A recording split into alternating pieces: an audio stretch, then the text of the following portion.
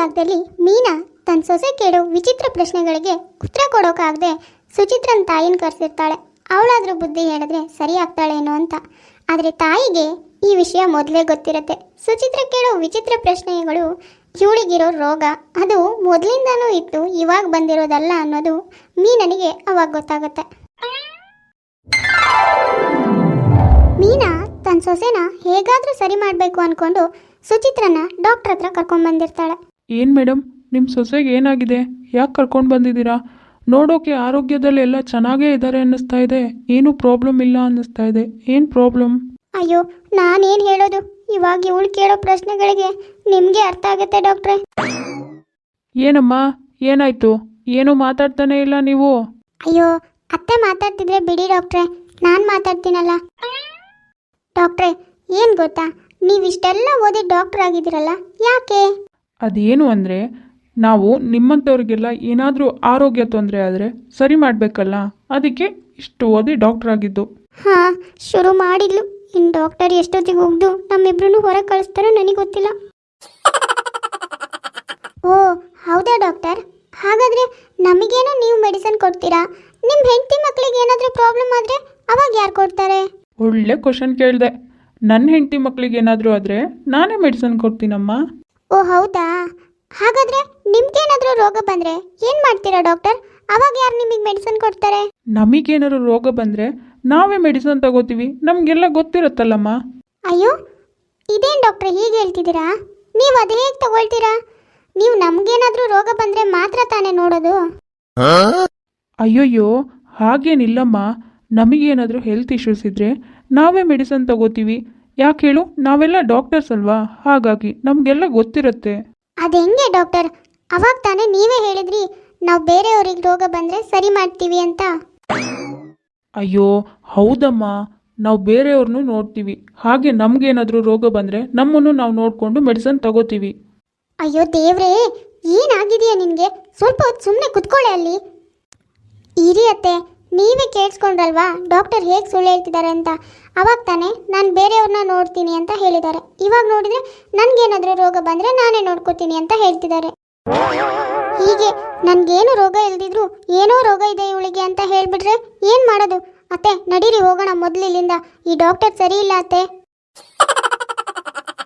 ನಿಮ್ಮ ಸೊಸೆನ ಮೊದಲು ಇಲ್ಲಿಂದ ಕರ್ಕೊಂಡೋಗಮ್ಮ. ನಿಮ್ಮ ಸೊಸೆಗೇನೋ ಹುಚ್ಚಿಡ್ದಿದೆ ಅನ್ಸುತ್ತೆ, ಅದಕ್ಕೆ ಏನೇನೋ ಮಾತಾಡ್ತಾರೆ. ಮೊದಲು ಯಾವುದಾದ್ರೂ ಹುಚ್ಚಾಸ್ಪತ್ರೆಗೆ ಸೇರಿಸಿ ಕರ್ಕೊಂಡೋಗಿ, ಇಲ್ಲಿ ಇವ್ರನ್ನ ಟ್ರೀಟ್ಮೆಂಟ್ ಮಾಡೋಕ್ಕಾಗಲ್ಲ. ನೋಡಿದ್ರ ಅತ್ತೆ, ಇವಾಗಷ್ಟೇ ನಾನು ಹೇಳಿದ್ದೆ ನಾನು ಇಷ್ಟು ಚೆನ್ನಾಗಿದ್ದೀನಿ, ನನ್ನನ್ನು ಹುಚ್ಚಾಸ್ಪತ್ರೆಗೆ ಸೇರಿಸು ಅಂತ ನಿಮ್ಮ ಹತ್ರನೇ ಹೇಳ್ತಾ ಇದ್ದಾರೆ. ನೋಡಿದ್ರ, ಈ ಡಾಕ್ಟರ್ ಸರಿ ಇಲ್ಲ ಅತ್ತೆ, ಮೊದಲು ಹೋಗೋಣ ಬನ್ನಿ ಇಲ್ಲಿಂದ. ಲೇ, ಬಾಯಿ ಮುಚ್ಕೊಂಡು ಮೊದಲು ಬಾರೆ ಹೋಗೋಣ. ಹಾಳಾದವಳು, ಇವಳ ಬುದ್ಧಿನ ಇವಳು ಬಿಡೋದೇ ಇಲ್ಲ ಅನ್ಸುತ್ತೆ. ಛೇ. ಮೀನಾ ಸೊಸೆನ ಡಾಕ್ಟರ್ ಹತ್ರ ತೋರಿಸಿ ಏನು ಪ್ರಾಬ್ಲಮ್ಮು ಅಂತ ತಿಳ್ಕೊಂಡು ಸರಿ ಮಾಡೋಣ ಅಂದ್ಕೊಂಡು ಹೋಗಿರ್ತಾಳೆ. ಆದರೆ ಸುಚಿತ್ರ ಕೇಳೋ ವಿಚಿತ್ರ ಪ್ರಶ್ನೆಗೆ ಪಾಪ ಡಾಕ್ಟರ್ಗೆ ತಲೆ ಕೆಟ್ಟು ಇಲ್ಲಿಂದ ಫಸ್ಟ್ ಎದ್ದೋಗು ಅಂತ ಅತ್ತೆ ಸೊಸೆ ಇಬ್ಬರಿಗೂ ಬೈದು ಕಳಿಸ್ಬಿಡ್ತಾನೆ. ಇನ್ನೇನು ಮಾಡೋದು, ಡಾಕ್ಟರೇ ಎದ್ದೋಗಿ ಅಂತ ಹೇಳಾಯ್ತು, ಇನ್ನು ಅಲ್ಲೇ ಕುತ್ಕೊಂಡ್ರೆ ಕತ್ತಿಡ್ದು ಹೊರಗೆ ದಬ್ತಾನೆ. ಹಾಗಾಗಿ ಮೀನಾ ಅಲ್ಲಿಂದ ಹೊರಟು ಬರ್ತಾಳೆ. ದಾರಿ ಉದ್ದಕ್ಕೂ ಸೊಸೆಗೆ ಬೈಕೋ ಹೇಳ್ತಾ ಮನೆಗೆ ಕರ್ಕೊಂಡು ಬರ್ತಾಳೆ. ಮಾರನೇ ದಿನ ಬೆಳಗ್ಗೆ ಈ ಹುಡುಗಿನೋ ಒಂದು ಹೇಳಿದ ಕೆಲಸ ಮಾಡಲ್ಲ. ಅವಾಗಲೇ ಹೇಳಿದ್ದೀನಿ ಹೀಟ್ರ್ ಹಾಕು, ನಾನು ಸ್ನಾನ ಮಾಡಿ ಪೂಜೆ ಮಾಡಬೇಕು ಅಂತ. ಆದರೂ ನೋಡು ಎಲ್ಲಿ ಹೋದ್ಲೋ ಏನೋ. ಸುಚಿತ್ರಾ, ಲೇ ಸುಚಿತ್ರಾ, ಎಲ್ಲಿದೆಯೇ? ಹುಡುಗಿ ಎಲ್ಲೂ ಕಾಣಿಸ್ತಾ ಇಲ್ಲ. ಇವಳು ನಂಬ್ಕೊಂಡ್ರೆ ನಾನಿವ ಸ್ನಾನ ಮಾಡ್ದಾಗೆ. ಅದ್ರ ಬದಲು ನಾನೇ ಹೋಗಿ ಬಿಸಿನೀರು ಕಾಯಿಸ್ಕೊತೀನಿ. ಇದೇನು ಸುಚಿತ್ರಾ, ಅವಾಗಿಂದನೂ ನಿನ್ನ ಕರಿತಾನೆ ಇದ್ದೀನಿ, ನೀನೇನು ಮಾತೇ ಆಡದೆ ಇಲ್ಲಿ ನಿಂತ್ಕೊಂಡು ಏನೇ ಮಾಡ್ತಿದ್ಯಾ? ಏನಾಯ್ತೆ? ಅದು ಅತ್ತೆ, ನೀವು ಬಿಸಿನೀರು ಕಾಯಿಸು ಅಂತ ಹೇಳಿದ್ರಲ್ಲ, ಅದಕ್ಕೆ ಹೀಟ್ರ್ ಆನ್ ಮಾಡೋಣ ಅಂತ ಬಂದೆ. ಹಾ ಕಣೆ, ಹೇಳಿ ಎಷ್ಟೊತ್ತಾಯ್ತು, ಇನ್ನೂ ನೀನು ಹೀಟ್ರೇ ಆನ್ ಮಾಡಿಲ್ಲ ಅನ್ಸುತ್ತೆ. ಯಾವಾಗಲೇ ನೀರು ಕಾಯೋದು? ನಾನು ಯಾವಾಗ ಸ್ನಾನ ಮಾಡೋದು? ಪೂಜೆ ಮಾಡೋದು ಯಾವಾಗ? ತಿಂಡಿ ತಿನ್ನೋದು ಯಾವಾಗ? ಅದು ಅತ್ತೆ, ಏನು ಗೊತ್ತಾ, ಹೀಟ್ರ್ ಆನ್ ಮಾಡೋಣ ಅಂತ ಅಂದ್ಕೊಂಡೆ. ಇವಾಗ ಹೀಟ್ರನ್ನ ಕರೆಂಟ್ ಸ್ವಿಚ್ಚಿಗೆ ಹಾಕಿ ಆನ್ ಮಾಡ್ತೀವಲ್ಲ, ಆವಾಗ ಹೀಟ್ರು ಮನಸ್ಸಲ್ಲೇ ನಮ್ಮ ಹತ್ರ ಬಾ, ನಮ್ಮ ಹತ್ರ ಬಾ, ನನ್ನ ಮುಟ್ಟು, ನನ್ನ ಮುಟ್ಟು ಅಂತ ಅನ್ಕೊಳ್ತಿರತ್ತೆ ಅನ್ಸುತ್ತೆ ಅಲ್ವಾ ಅತ್ತೆ? ಅಯ್ಯೋ ರಾಮ್ ರಾಮ, ಏನೇ ಮಾತಾಡ್ತಿದ್ಯಾ? ತಲೆ ಕೆಟ್ಟಿದ್ಯಾನೆ ನಿನಗೆ? ನಿಜ ಅತ್ತೆ, ನಮಗೆ ಹೇಗೆ ಮನ್ಸಿರುತ್ತೋ ಹಾಗೆ ಅದಕ್ಕೂ ಮನ್ಸಿರುತ್ತೆ ಅಲ್ವಾ? ಹೀಗೆ ಕರಿತಾ ಇರ್ಬೋದಲ್ವಾ ಅತ್ತೆ? ನಿಮಗೂ ಹೀಗೆ ಅನ್ನಿಸ್ತಿದ್ಯಾ? ಅಯ್ಯೋ ಭಗವಂತ, ಇವಳು ಅದೆಂಗೆ ಸೃಷ್ಟಿ ಮಾಡಿದ್ಯೋ? ಭೂಮಿಗೆ ಕಳ್ಸೋಕ್ಕಿಂತ ಮೊದಲು ಮಂಡೇಲಿ ಮೆದ್ಲು ಇಡೋದನ್ನೇ ಮರ್ತಿದ್ಯಾ ಅನ್ಸುತ್ತೆ.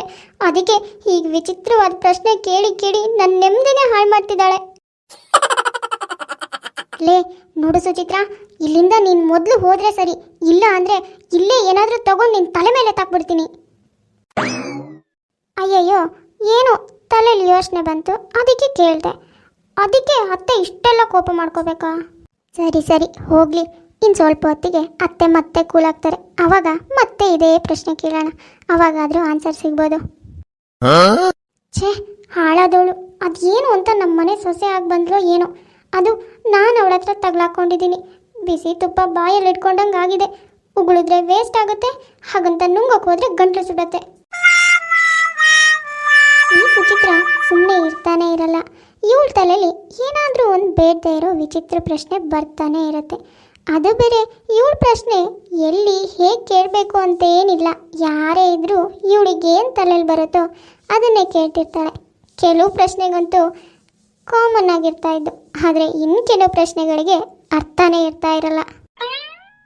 ಪಾಪ ಇದರಿಂದ ಮನೇಲಿ ಅತ್ತೆ ಮೀನಾ ಮತ್ತು ಗಂಡ ರಘು ಇಬ್ಬರಿಗೂ ತಲೆ ಕೆಟ್ಟೆ ಹೋಗಿರತ್ತೆ. ಹೇಗಾದರೂ ಮಾಡಿ ಇವಳನ್ನ ಸರಿ ಮಾಡಬೇಕು ಅಂತ ಪಣ ತೊಟ್ಟಿರ್ತಾರೆ. ಮಾರನೇ ದಿನ ಬೆಳಗ್ಗೆ, ರೀ ಕಾಫಿ ತಗೊಳ್ರಿ. ಅದೇನು ಗೊತ್ತಾ ರೀ, ಇವತ್ತು ಕಾಫಿ ಮಾಡುವಾಗ ಹಾಂ ಶುರು ಮಾಡಿದ್ಲು ಇವಾಗ. ಇನ್ಬಿಡು, ನನ್ನ ತಲೆ ತಿಂತಾಳೆ. ಇವಳು ನನ್ನ ತಲೆ ತಿನ್ನೋದ್ರೊಳಗೆ ನಾನೇ ಏನಾದರೂ ಹೇಳಿ ಇವಳು ಬಾಯಿ ಮುಚ್ಚಿಸ್ಬೇಕು. ಇಲ್ಲ ಅಂದರೆ ಇವತ್ತು ನನ್ನ ಕತೆ ಮುಗೀತು ಅಂತಾನೆ ಅರ್ಥ. ಹಾಂ ಸುಜಿ, ಏನು ಗೊತ್ತೇನೆ, ನೀನು ಇವಾಗ ಕಾಫಿ ತೊಗೊಂಡು ಬರ್ತಾ ಇದೆಯಲ್ಲ, ಅವಾಗ ಏನು ಅನ್ನಿಸ್ತು ಗೊತ್ತಾ ನನಗೆ? ನೀನು ಕಾಲು ಜಾರು ಬಿದ್ದು ಸೊಂಟನೇ ಮುರಿದೋಗುತ್ತೆ ಅನ್ನಿಸ್ತು ಕಣೆ. ನಿನಗೂ ಹಾಗೆ ಅನ್ನಿಸ್ತೇನೆ?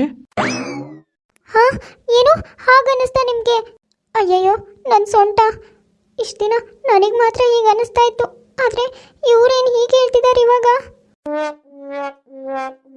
ಏ ಇಲ್ಲಪ್ಪ, ನನಗೇನು ಹಾಗೆ ಅನಿಸಿಲ್ಲ ರೀ. ನಿಮಗೆ ಯಾಕೆ ಹಾಗೆ ಅನ್ನಿಸ್ತು? ಅಯ್ಯೋ ಅಷ್ಟೇ ಅಲ್ಲ ಸುಚಿ, ನೀನು ಈ ಕಾಫಿ ಮಾಡ್ತಿರುವಾಗ ಬಿಸಿ ಕಾಫಿ ನಿನ್ನ ಮೈ ಮೇಲೆಲ್ಲ ಬಿದ್ದು, ನಿನ್ನ ಮುಖದ ಮೇಲೆಲ್ಲ ಬಿದ್ದು ಮುಖ ಎಲ್ಲ ಸುಟ್ಟೆ ಹೋಗುತ್ತೆ ಅನ್ನಿಸ್ತು. ನಿನಗೂ ಹಾಗೆ ಅನ್ನಿಸ್ತಾ? ಹಾಂ, ಅಯ್ಯೋ ನನ್ನ ಮುಖ. ಅಯ್ಯಯ್ಯೋ, ಏನಿವತ್ತು ನನಗೆ ಅನ್ಸೋದೆಲ್ಲ ಇವ್ರಿಗೆ ಅನಿಸ್ತಾ ಇದೆ. ಮೊದಲು ಹೋಗಿ ಇದೆಲ್ಲನೂ ಅತ್ತೆಗೆ ಹೇಳಬೇಕು.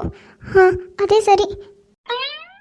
ಆಹಾ, ಇಷ್ಟು ದಿನ ನನ್ನ ತಲೆ ತಿಂತಾ ಇದ್ದೆ ಅಲ್ವಾ? ಇವತ್ತಿಂದ ಇರು, ನಾನು ಅಮ್ಮ ಸೇರಿ ನಿನ್ನ ತಲೆ ತಿಂತೀವಿ. ಗಂಡನ ವಿಚಿತ್ರ ಪ್ರಶ್ನೆ ಕೇಳಿ ಸುಚಿತ್ರನೇ ಶಾಕ್ ಆಗಿಬಿಡ್ತಾಳೆ.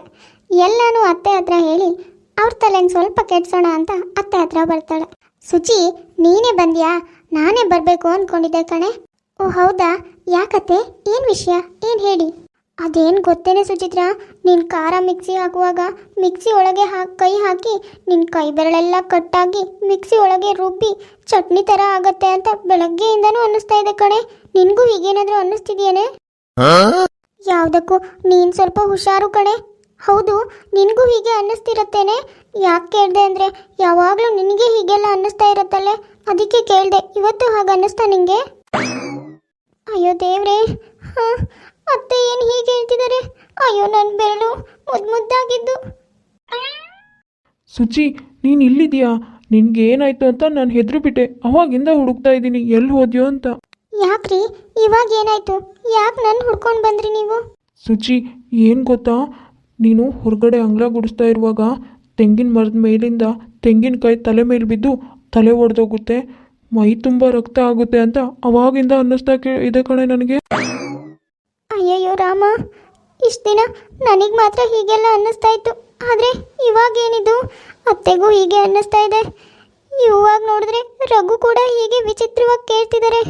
ಅಯ್ಯಯ್ಯೋ, ನಾನು ವಿಚಿತ್ರ ಪ್ರಶ್ನೆ ಕೇಳಿ ಕೇಳಿ ಇವ್ರಿಗೂ ಅದೇ ಅಭ್ಯಾಸ ಆಗಿದೆಯೋ ಏನು ಕತೆ? ಯಪ್ಪ, ಇನ್ನು ಯಾವುದೇ ಥರದ ವಿಚಿತ್ರ ಪ್ರಶ್ನೆಗಳು ನನ್ನ ತಲೆಯಲ್ಲಿ ಬಂದರೂ ಅದನ್ನು ಯಾರ ಹತ್ರನೂ ಕೇಳಬಾರ್ದು. ಇವಾಗ ನೋಡು, ಕೇಳಿದ್ದಕ್ಕೆ ತಾಯಿ ಮಗ ಇಬ್ಬರು ಇದೇ ಥರ ಮಾತಾಡ್ತಿದ್ದಾರೆ. ನನಗಂತೂ ತಡ್ಕೊಳಕ್ಕೆ ಆಗ್ತಿಲ್ಲ, ಅದು ಒಂದೇ ದಿನಕ್ಕೆ. ಅಬ್ಬಾ. ಅಂತೂ ಇಂತೂ ತಾಯಿ ಮಗ ಇಬ್ಬರು ಸುಚಿತ್ರನಿಗೆ ವಿಚಿತ್ರ ಪ್ರಶ್ನೆ ಕೇಳಿ ಒಂದೇ ದಿನಕ್ಕೆ ಅವಳ ತಲೆ ಎಲ್ಲ ಕೆಡಿಸ್ಬಿಡ್ತಾರೆ. ಇದಾದ್ಮೇಲೆ ಸುಚಿತ್ರ ಯಾವತ್ತೂ ವಿಚಿತ್ರ ಪ್ರಶ್ನೆ ಕೇಳೋ ಯೋಚನೆನೂ ಮಾಡಲ್ಲ. ನೋಡಿದ್ರಲ್ಲ ವೀಕ್ಷಕರೇ, ಇವತ್ತಿನ ನಮ್ಮ ವಿಡಿಯೋ ಸ್ವಲ್ಪನಾದರೂ ಇಷ್ಟ ಆಗಿದ್ರೆ ಪ್ಲೀಸ್ ನಮ್ಮ ಚಾನಲ್ನ ಸಬ್ಸ್ಕ್ರೈಬ್ ಮಾಡ್ಕೊಳ್ಳಿ, ಲೈಕ್ ಮಾಡಿ, ಶೇರ್ ಮಾಡಿ, ಹಾಗೆ ಕಮೆಂಟ್ ಮಾಡಿ. ಸರಿ ವೀಕ್ಷಕರೇ, ನಾನಿನ್ನು ಹೊರಡ್ತೀನಿ. ನೆಕ್ಸ್ಟ್ ವಿಡಿಯೋದಲ್ಲಿ ಮತ್ತೆ ಸಿಗೋಣ.